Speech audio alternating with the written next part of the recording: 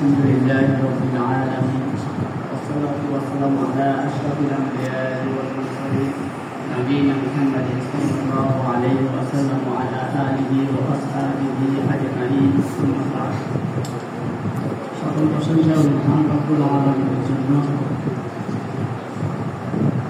দরুদ ও সালাম বর্ষিত হোক আমাদের প্রিয় নবী মুহাম্মদ মুস্তাফা সাল্লাল্লাহু আলাইহি ওয়াসাল্লাম প্রতি এবং তার আলে আসহাবের প্রতি আল্লাহুম্মা সাল্লি ওয়া সাল্লিম ওয়া বারিক আলাইহি।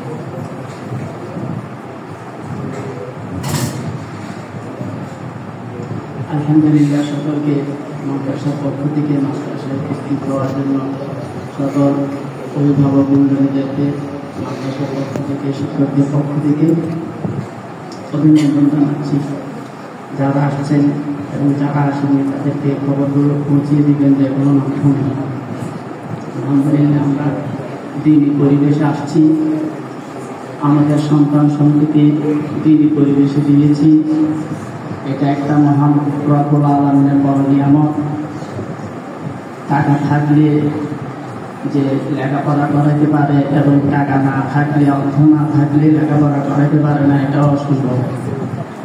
আমাদেরকে আল্লাহ তাআলা রব্বুল আলামিন চাইলে অন্য কোনো প্রতিষ্ঠানে বাচ্চাদের দেওয়ার সুযোগ করে দিতে পারত। আল্লাহ তাআলা তা করেননি।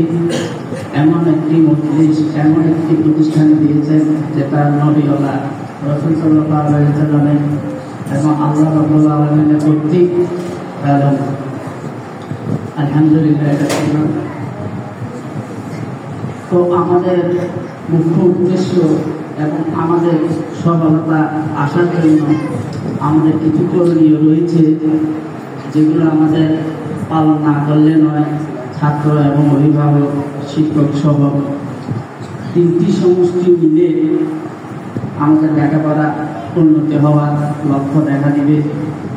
তার তিনটির মধ্যে অনেক যদি ঘাটতি দেখা দেয় তাহলে আশা করা খুবই দুষ্কর। আলহামদুলিল্লাহ, আমরা চেষ্টা করব এই তিনটি সমন্বয়ে বাচ্চাদেরকে লেখাপড়া করানোর জন্য। লেখাপড়া আমার খেয়াল মধ্যে লেখাপড়া উন্নত হওয়ার পেছনে 1 নম্বর অবদান রাখার কারণ হচ্ছেন অভিভাবক। অভিভাবকদেরকে খুব সতর্ক হতে হবে, খুবই সতর্ক হতে হবে। লেখাপড়া উন্নতি এবং অবনতি, আমাদের বাচ্চাদের লেখাপড়া উন্নতি, অনেকের উন্নতি হয় আবার অনেকের অবনতি হয়। সেটা কখন দেখা দেয়? যখন আমাদের বাচ্চারা পরীক্ষার শেষে ফলাফল সামনে আসে, রেজাল্ট সামনে আসে, তখন আমরা বুঝতে পারি যে 3 মাস 4 মাস আমাদের বাচ্চারা লেখাপড়া করলো, তখন আমাদের অনেকের ঘুম ভাঙে। সেটা যাতে না হয়, আমাদের 3 মাস আগে রেজাল্ট আসার আগে, ফলাফল আসার আগে আমরা সতর্ক থাকবো। আমার বাচ্চা লেখাপড়ার কী অবস্থা, আগে কেমন ছিল, দিন পর দিন কেমন হচ্ছে, তার পাশাপাশি তার চরিত্র সহ এগুলো আমরা উস্তাদগণের সাথে আমরা শেয়ার করব। এটা লেখাপড়ার উন্নতি হওয়ার একটি লক্ষণ। যে এবং শিক্ষকরাও বুঝবেন যে বাচ্চাটার পিছনে, শিক্ষকরা এটা বুঝবেন যে অভিভাবকরা খেয়াল করছে। সেই খেয়াল অনুপাতে শিক্ষকরাও সেই বাচ্চাদের প্রতি নজর রাখবেন, নজর দিবেন যে সেই বাচ্চাকে তো খেয়াল করা হচ্ছে, তাকে লেখাপড়ার দিক দিয়ে ভালো হতে হবে। কোনো দিক দিয়ে যদি সামান্য যদি অবনতি হয়, সেটা আমার জবাবদিহিতা করতে হবে। সেই হিসাবে শিক্ষক তৎপর থাকবেন, এদিকে অভিভাবকও তৎপর থাকবেন বাচ্চাকে নিয়ে। সেটা একটা উন্নতি হওয়ার লক্ষণ। অবনতি হবে তার বিপরীত যদি আমরা করি, সেটা লেখাপড়ার অবনতি হবে। 2 নম্বর হচ্ছে বাড়ির কাজ। অনেক সময় দেখা যায় আমরা যেখানে ক্লাসে বাড়ির কাজ অল্প সময়ে করেই ফেলতে পারি, সেই বাড়ির কাজ 10 মিনিট কেন 1 ঘন্টাও আমরা বাড়িতে পাঠানোর পরে বাচ্চারা এই বাসায় যাওয়ার পরও এই বাড়ির কাজগুলো শেষ করতে পারে না, অনেক অজুহাত চলে আসে। কিন্তু একই বাচ্চা, একই সাবজেক্ট, একই লেখা নিয়ে যদি সে বসে মাদ্রাসায় ক্লাসে, সে সেটা সম্পন্ন করতে সক্ষম হয়। বাড়িতে পারে না কেন? সেটা আমাদের অভিভাবকদের একটু তৎপর হইতে হবে, খেয়াল রাখতে হবে এবং সেটাও জানাইতে হবে যে আমার বাচ্চাটা তো এখানে লিখতে এই সময়টা দিচ্ছে, তাহলে আমরাও বলে দিব যে সে অলসতা করছে, আপনারা এভাবে করেন, বাচ্চাটা তো এখান থেকে লিখে গিয়েছে এই সময়ে, সেটাও খেয়াল রাখতে হবে। তারপরে পড়া, বাসায় শুধু লেখালে হবে না, আমরা বারবার বলি লেখা আর পড়া। অনেক সময় দেখা যায় আমরা লেখে লেখে সময় পার করে ফেলি, শিখার সময় থাকে না, মুখস্থ করার সময় থাকে না। পড়ার মধ্যে আমরা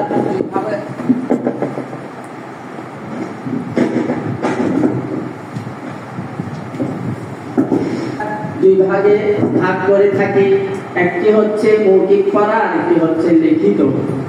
মৌখিক সেটা আমাদের কাগজপত্র ছাড়া ভাইবা পরীক্ষা বলে, সেটাকে মৌখিকভাবে আমরা পরীক্ষা নিই। এইভাবে আমাদের পেলে থেকে ক্লাস 2 পর্যন্ত 5টা সাবজেক্ট রয়েছে মৌখিক, লিখিত সাবজেক্ট রয়েছে 5টি। পেলেতে রয়েছে, নার্সারিতে রয়েছে, প্রথম শ্রেণীতে রয়েছে 4টি, দ্বিতীয় শ্রেণীতে রয়েছে লিখিত সাবজেক্ট বিষয় 5টি, মৌখিক রয়েছে 4টি। এই দুই ভাগে ভাগ করতে হবে, কখন আপনি মৌখিক পড়াবেন এবং কখন আপনি লিখিত পড়াগুলো পড়াবেন, সেটার দিকেও আপনাদের খেয়াল রাখতে হবে। যদি আমরা শুধু মৌখিক পড়াগুলো পড়াতে পড়াতে যদি লিখিত পড়ার দিকে যদি খেয়াল না রাখি, তাহলে সেই বাচ্চাটা আগামীকাল বা সামনে ওই ক্লাসে পড়া সে আমরা তত অক্ষম হবে।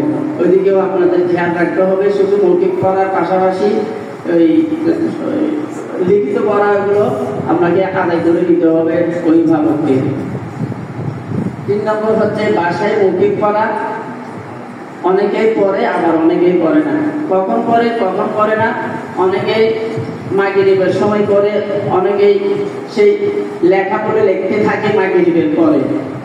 এমন করলে হবে না, আমাকে একটা নির্দিষ্ট সময় ঠিক করতে হবে, আমি কখন মৌখিক পড়াগুলো আপনাকে শোনাবো এবং কখন লিখিত পড়াগুলো শোনাবো, সেটা একটা আপনাদের রুটিন করে নিতে হবে। আমার বাচ্চাকে এই সময়ে আমি মৌখিক পড়াগুলো পড়াবো এবং এই লিখিত পড়াগুলো ওই সময়ে পড়াবো, সেটা আপনাদের খেয়াল করে রাখতে হবে। 4 নম্বর হচ্ছে লেখাপড়া নিয়ে ক্লাসে শিক্ষকের সাথে পরামর্শ করা না করা নিয়ে। বেশি বেশি যদি আপনি পরামর্শ করেন, আপনার বাচ্চার সফলতা আশাও বেশি। আপনি যত বেশি বাচ্চাকে নিয়ে এই পরামর্শ করবেন শিক্ষকগণের সাথে, আপনার বাচ্চার লেখাপড়ার উন্নতি তত বেশি হবে। বারবার পরামর্শ নিবেন, আমার বাচ্চার অবস্থাগুলো, হাল অবস্থাগুলো জানাবেন, জেনে নিবেন। 5 নম্বর হচ্ছে মাদ্রাসায় উপস্থিতি অনুপস্থিতি। সকল কিছুর মূল হচ্ছে বাচ্চাটা তো মাদ্রাসায় উপস্থিতি হতে হবে, তার লেখাপড়ার উন্নতি অবনতি সব কিছু মিলিয়ে তার উপস্থিতি, সেটাই আসল। এই জন্য উপস্থিতি অনুপস্থিতির ব্যাপারে আমাদের শিক্ষক মহোদয়গণ বলেছেন। তারপরও যদি আমি বলি, এতটুকু পর্যন্ত বলতে পারি, একটা বাচ্চা তখন কান্নাকাটি করে মাদ্রাসায় আসতে, যখন তার 2টা সমস্যা দেখা দেয়, সে যখন লেখা বা পড়া শিখে না, তখন সে আসতে কান্নাকাটি করে বা আসতে চায় না, বা অনেক রকমের সে অজুহাত দেখিয়ে থাকে। অনেক সময় বলে থাকে আমার পেট কামড়াচ্ছে বা মাথা ব্যথা করছে, দাঁত ব্যথা করছে। এই বিষয়গুলো, অজুহাতগুলো 3টে বিষয় যেগুলো দেখা যায় না, অনুভব করা যায়, সেই বিষয় নিয়ে অজুহাত বেশি দেখায়। কেন দেখায়? তার আসলে লেখা হয় নাই বা পড়া হয় নাই, এবং সে যে আসে নাই, শিক্ষক বকা দিবে বা পিটা দিবে সেটা ভেবে সে ভয় পাচ্ছে। ওই জন্য সেই ভয়টা আপনাদের ভেঙে দিতে হবে, তার সামনে কল করে বা তাকে সরাসরি মাদ্রাসায় এনে শিক্ষকগণের সাথে কথা বলিয়ে বইটা ভেঙে দিতে হবে। এটা করলে সেই বাচ্চাটা এই ভয় পাবে না। 6 নম্বর হচ্ছে যে কোনো সমস্যার কারণে মাদ্রাসা আসতে যদি অক্ষম হন, তাহলে সেটার সাথে সাথে জানিয়ে দেওয়া। আমরা অনেক সময় করি কি, মাদ্রাসায় এসে গতকালকে বিষয়গুলো আজকে বলি যে সে অসুস্থ ছিল। আসলে নিয়ম হচ্ছে মোবাইলে হোক বা সরাসরি হোক, তৎক্ষণাৎ জানিয়ে দেওয়া যে আমার বাচ্চার এই সমস্যা বা আমার এই সমস্যার কারণে আমি আসতে পারছি না, সেটা জানিয়ে দেওয়া। সেটা হচ্ছে মাদ্রাসার প্রতিষ্ঠানের নিয়ম এবং আপনারও নিয়ম। 7 নম্বর হচ্ছে সন্তানের প্রতি বাসায় তদারকি করা না করা। মাদ্রাসে যত তদারকি করি আমরা করি, 5টা ঘন্টা আমাদের সামনে থাকলে বাচ্চারা লেখা এবং পড়া সব কিছু ঠিকঠাক থাকে, নামাজও ঠিক থাকে এবং কথাবার্তা চাল চলন সবই ঠিক থাকে। সে 19 ঘন্টা যখন পার করে বাসায় গিয়ে সবগুলো ভুলে যায়। এটা কেন হয়? আমাদের তদারকির অভাবের কারণে এই বিষয়গুলো হয়। 8 নম্বর হচ্ছে পড়ার রুটিন, বাসায় থাকা বা না থাকা। আমাদের একটা নিত্যদিনের একটা রুটিন থাকতে হবে। কখন বাচ্চা ঘুমাবে, কখন ঘুম থেকে উঠবে, কখন ঘুমাতে যাবে, কখন খেলাধুলা করবে, কখন খাবে, কখন রুটিন পড়া করবে, কখন লেখা লিখবে। আর লেখার ক্ষেত্রে রাত্রে অনেকেই লেখে, দিনেও অনেকে লেখে। নিয়ম হচ্ছে রাত্রে না লেখা, দিনের বেলায় লেখা সম্পন্ন করা। এই সকল কিছুর একটা রুটিন তৈরি করা। তারপর হচ্ছে কোন মাদ্রাসায় লেখাপড়ার সময় বাচ্চা যখন নাকি মাদ্রাসায় ক্লাস করে, ক্লাসের পড়াগুলো আদায় করে নেন। আমাদের নিয়ম হচ্ছে যে ক্লাসের পড়া ক্লাসেই আদায় করা। অনেক সময় হয় কি, ক্লাসের পড়া ক্লাসে আদায় করার পরে সেই পড়াটা বাসায় গিয়ে না পড়ার কারণে পরবর্তী দিন এসে ক্লাসে সে পড়া শোনাতে পারে না, লিখতেও পারে না। এটা বেশিরভাগের হয়ে থাকে, কারণ সে যে 19 ঘন্টা বাসায় পার করলো, এই পড়াগুলো নিয়ে এসে আলোচনা করে নাই, তাকে নিয়ে অভিভাবকগণ অবহেলা করলো, যার কারণে এই 19 ঘন্টার মধ্যে তার পড়াটা ভুলে যায়। কিন্তু সেই পড়াটা ক্লাসে আদায় করে দিয়েছিল। আদায় করে দেওয়ার পর সে যখন বাসায় গেল, পরবর্তী দিন এসে শোনাইতে পারে না। এটা যাতে না হয়, যত বেশি আপনি গাইড দিবেন লেখাপড়া নিয়ে, তার তত বেশি স্মরণ থাকবে। একটা পড়াকে আপনি বারবার পড়ান, এই পড়াটা আপনি পারি মনে করে যদি আপনি না পড়েন, তাহলে নিজেরই ক্ষতি হবে। যত বেশি পড়বেন, পরবর্তী যে পড়াগুলো আপনি পড়েননি সেগুলো 50 আপনার নলেজে চলে আসবে। তারপর হচ্ছে ডায়েরির ব্যাপার। আমরা মাদ্রাসার পক্ষ থেকে ডায়েরি মেনটেন করি, কিন্তু সেই মেনটেনটা বাসায় করা হচ্ছে না। সেটা আমরা কিভাবে বুঝি? একটা বাচ্চাকে যদি বলি আজকে বাংলা পড়া কি দেওয়া হয়েছে বলতো, সে বলতে পারে না, তার খুঁজতে সময় চলে যায়।